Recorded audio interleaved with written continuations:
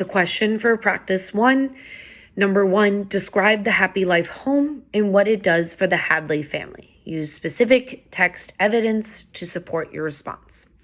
So the bulk of the text that I would go back and highlight and then hit Command U or underline up at the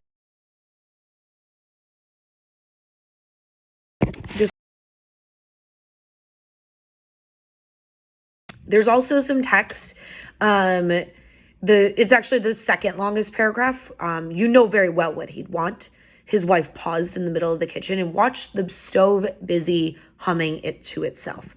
So she's watching the stove that's humming to itself, making supper for 4. It's not saying that while she made supper for 4, the stove is making the supper, right? So in my answer, I'm going to use both of those things to talk about, like what the Happy Life home does. So the Happy Life home is how I would answer, is more than just a normal home. We're used to technology, but this is more than we have in our homes, even with Alexa, even with, different motion detector things that we can put in place, right? So the Happy Life home is more than just a normal home. It has technology that allows the house to perform basic functions, like making dinner, like turning on lights, and take care of the family and the people living in it. It allows the Hadley family to not have to do many tasks like people normally would have to. I know this because the text says that the home clothed and fed and rocked them, which is in that longer paragraph about in the middle. Clothed and fed and rocked them to sleep and played and sang and was good to them. The Happy Life home is more than just a normal home. It has technology that allows the house to perform basic functions and take care of the people living in it. It allows the Hadley family to not have to do many tasks like people normally have to do. I know this because the text says that the home clothed and fed and rocked them to sleep and played and sang and was good to them. From there on, you're going to be in independent practice. You're rereading if you like it being read to you. I have linked again in today's assignment, just like yesterday, an audio recording of the book. It will read that little clip at the beginning, but then you can just pick up and pause from there. Questions are written on the right-hand side. Type them in directly to your Google Doc. If you want to know anything, like especially, you can add that to your notebook, so that way you can reference it later without having to go back to this document. It's basically just a reread and answering those questions. The way I've structured it is that typically the text you need for the question is next to it. If you don't want to have to look at the text just because you feel confident in what you understood yesterday, you can just scroll to the questions and answer and reread as necessary. If you're not understanding, please re-listen, please reread. And as always, please reach out to me if you have any questions.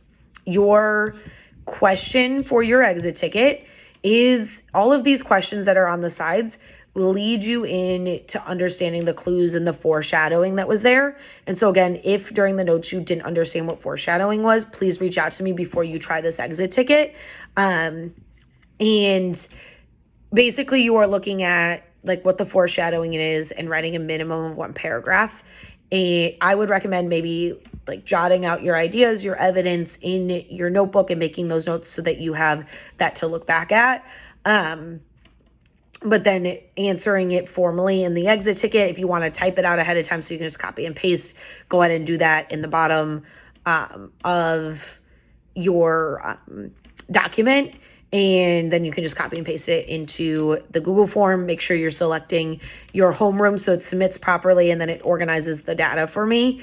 And as always, once you're done with all of this in the Google Classroom, in the Google Doc, hitting submit on your exit ticket and Google Forms, go into Google Classroom and hit turn in on the assignment so that I know you are done for the day and I know to check your data and let you know if there's anything you need to fix before tomorrow. Hitting the turn in button just makes it easier for me to give you any extra credit, any points that you have earned, and just to make sure that you are on track for the next day. It's not the end of the world when you don't hit turn in. It just makes it harder for me to know that you're done so that I can catch any mistakes that you're making.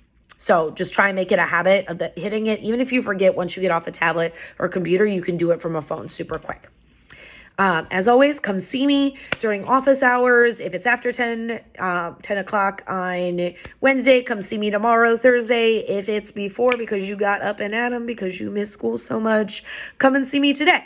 We'll have a fun discussion about the warm-up and any questions you guys are having. And then I have like other different things we can talk about, school related or not, if that's what we're feeling. Because I know it's probably feeling like real weird still. And we're going to be doing this for a while. So come see me and I will talk to you later. Okay.